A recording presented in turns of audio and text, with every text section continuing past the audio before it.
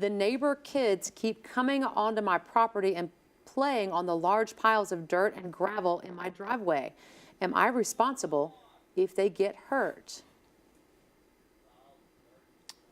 Well, that's a good question, Jim. Just like we were talking about with business owners and having the duty to social guests or people that are there for business purposes, this is what's called trespassing people. And there's actually a different standard for trespassers that are adults and trespassers that are children. In this instance, you would have a duty if you knew they were coming onto your property and whatever the defect is, and here it's the gravel dirt, would be deemed unreasonably dangerous and risk of injury or death to those children, that you have an obligation to remedy that problem to prevent those children from A, playing on the pile of dirt or gravel, and B, from them being injured. So normally you don't have that duty, but if you know they're going to be on that property and you know they're going to be drawn to it, then you got to remedy the problem.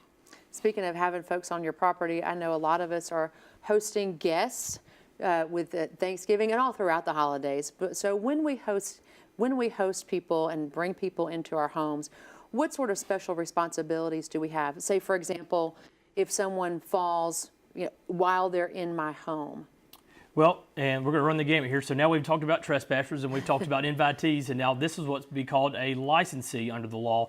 And it's a little bit less of a standard than invitee, meaning you only have a duty to warn them of known dangers. You do not have a duty to warn them or go inspect the property and remedy all the dangers like you would at a business, but just to warn of unknown dangers or known dangers that you know about, that the person there as your social guest would not know about.